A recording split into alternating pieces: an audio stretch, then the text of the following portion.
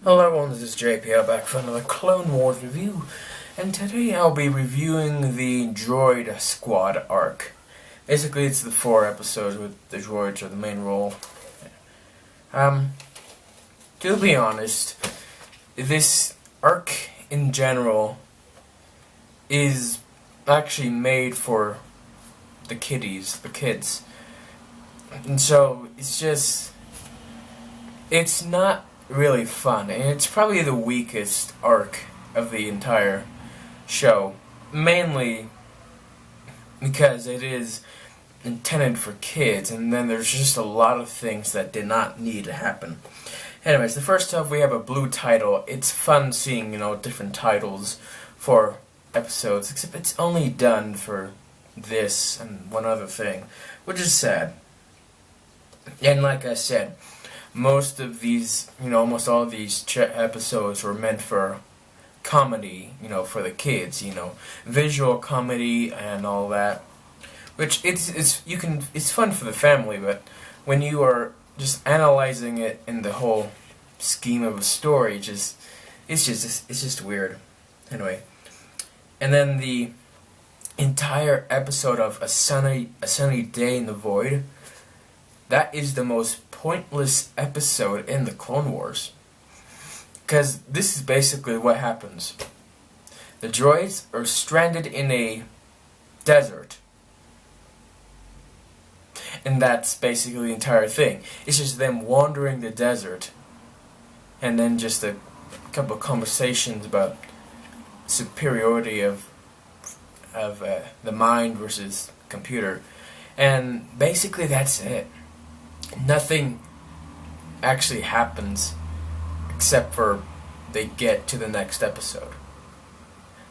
And this is really pointless. It could have just been done better if they just got to the place and then we have the next episode. And I know character building is a thing, but I don't understand any of this. And an also thing that's really difficult about this whole arc is just that there's only 2 characters who can actually speak from the squad. The Colonel and then Whack. Those are the only 2 characters who can talk. And Whack is honestly a pointless character because the droids, they can fly a thing. But the only reason why Whack is there is because we need to have, just someone else who can talk. The Colonel, he can talk, but if it's just him talking to a bunch of droids, then it's just gonna get really boring really fast because you don't understand the other side of the conversation. But then Whack being there, you can actually have a conversation, although he is a bit of a Jar Jar character.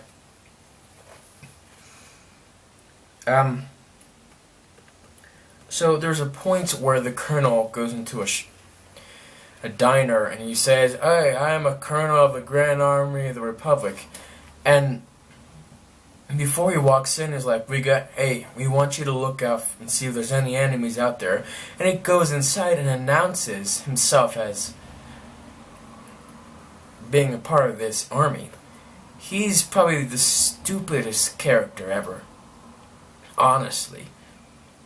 Like, this could be separatist-controlled space. They were just in separatist-controlled space. Maybe they're still there. So why does he announce himself there? Luckily, no one really seems to care. And then later, they find out battle droids are actually there. So honestly, the Colonel was the luckiest guy of the entire episode. Just him being so stupid. And we got to see a clone commando. I love the whole game of the Republic Commandos, and seeing a commando an actual commando in Clone Wars is just epic. My only nitpick is when they had to view the visor, the health bar, was going up and down. I understand that it's a realistic thing that could happen in life, but I'm a perfectionist, and I want that to be just stay complete health, and just stay there like it was in the game. And when it goes down, the color stayed green. It didn't change color. And that was annoying.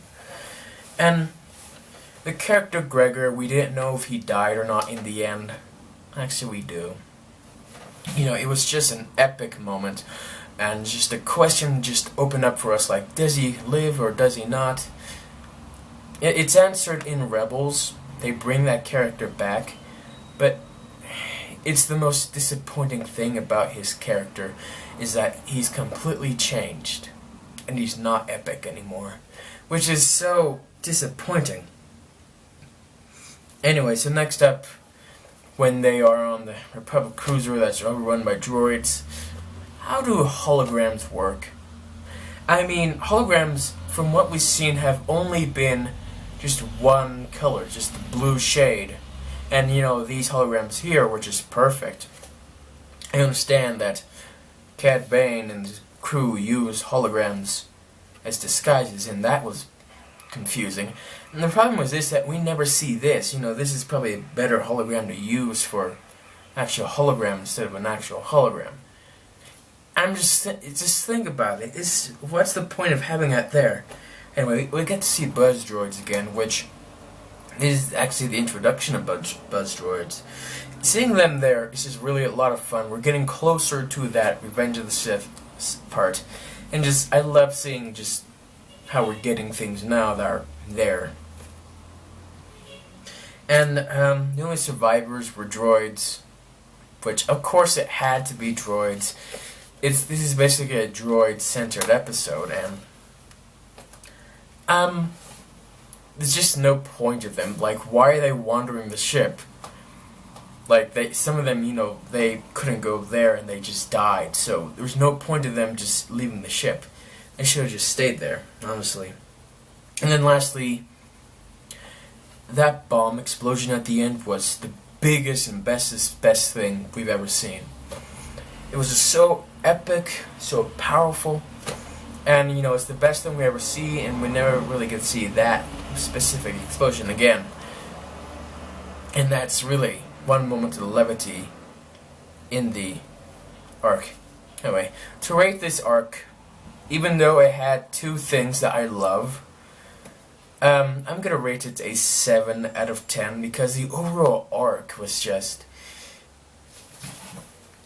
didn't really seem to fit anything. It's just there for like the kids. It was filler essentially, and this is what this is. It's just a glimpse at what the entirety of Rebels is like. Anyway, thank you guys for watching, and I'll see you all next time.